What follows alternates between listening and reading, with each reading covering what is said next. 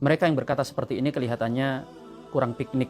Namanya perbedaan furu'iyah itu terjadi sejak zaman Nabi SAW. Di antara para sahabat itu sudah terbiasa antara mereka itu berbeda pendapat. Tentu perbedaan ini bukan dalam masalah usul ya, tetapi dalam masalah furu'.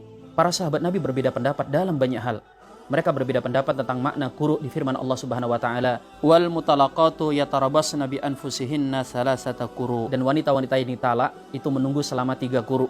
Sebagian sahabat termasuk Umar bin Khattab mengatakan makna quru' itu adalah haid. Sedangkan sahabat yang lain seperti Zaid mengatakan makna quru' itu adalah masa suci.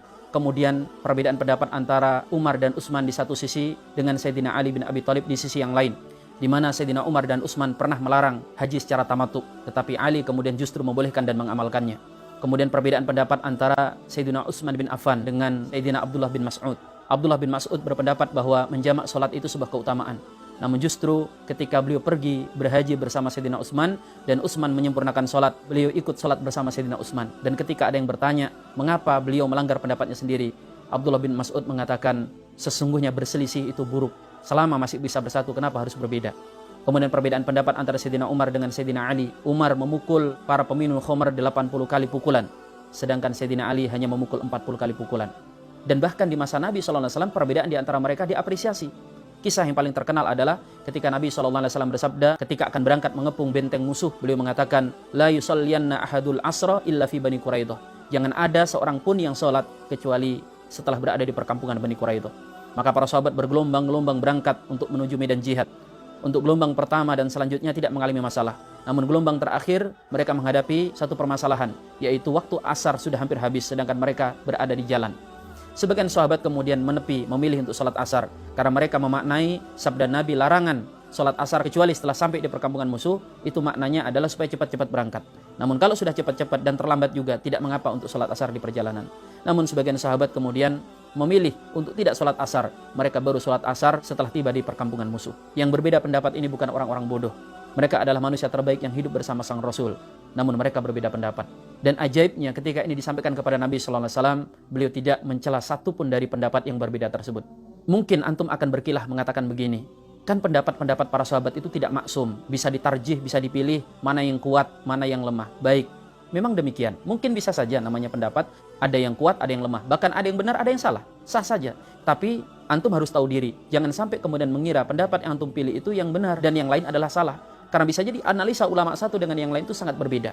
Dan ada sebagian permasalahan di antara para sahabat itu yang tidak terselesaikan, yang seakan Allah sisakan, yang hikmahnya supaya kita bisa saling menghargai satu sama lain.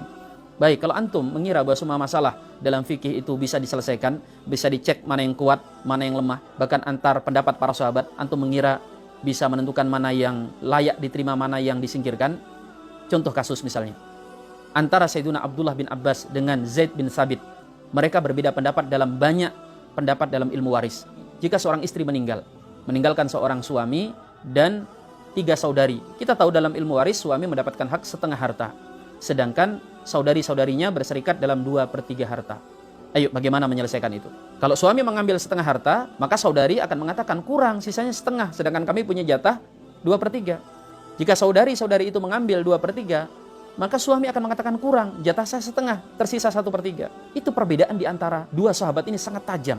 Sahabat Abdullah bin Abbas mengatakan solusinya didatangkan saham wahmi. Kemudian beliau menyampaikan analisanya. Tapi dibantah balik oleh Zaid bin Thabit. Mana yang kuat? Abdullah bin Abbas, beliau posisinya sebagai turjamul Quran. Orang yang paling paham tentang isi Al-Quran. Oh, berarti kalau gitu Abdullah bin Abbas, kan ilmu waris itu sumbernya Quran. Sebentar. Zaid bin Thabit, beliau adalah orang yang digelari sebagai orang yang paling mengerti ilmu waris.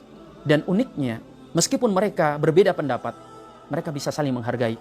Ketika tetangganya Abdullah bin Abbas meninggal dunia, anaknya datang kepada Abdullah bin Abbas untuk dibagikan warisnya. Tapi kemudian beliau, Ibnu Abbas mengatakan, ayahmu ini sering duduk bermajelis dengan Zaid. Datang ke Zaid. Nah, ketika orang ini datang kepada Zaid, Zaid justru berkata, ayahmu itu tetangganya Ibnu Abbas. Kamu pulang, kamu minta Ibnu Abbas saja yang membaginya. Nah, ketika anak ini kembali seperti dipimpong, Ibnu Abbas pun mengatakan, baiklah, saya akan bagi warisanmu, tapi dengan menggunakan ilmunya Zaid bin Thabit. Lihat para sahabat, walaupun mereka berbeda pendapat, mereka saling menghargai dan saling mempersilahkan. Coba bayangkan kalau kita zaman hari ini, udah ke saya saja, yang pendapatnya nyunnah itu saya, yang pendapatnya bersanad itu saya. Fasubhanallah.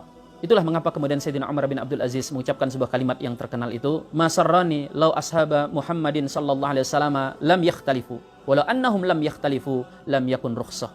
Tidak menggembirakanku seandainya para sahabat Nabi itu tidak berbeda pendapat satu sama lain. Karena seandainya mereka tidak berbeda pendapat, kita tidak akan mendapatkan keringanan dalam masalah agama. Kita mendapatkan kemudahan di antaranya dengan mengikuti pendapat yang paling mampu untuk kita ikuti. Maka antum yang mengira bahwa perbedaan pendapat itu hanya ada di zaman hari ini, coba baca kitab fikih.